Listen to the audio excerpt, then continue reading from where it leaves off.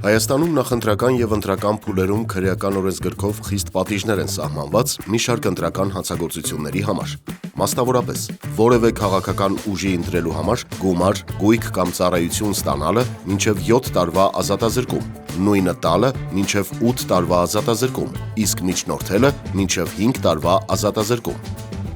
Թեկնածուների կողմից կամ նրանց անունից կամ քարոզչության հետ միաժամանակ բարեգործություն անելը, գույք, ծառայություն կամ գումար բաժանելը մինչև 6 տարվա ազատազրկում։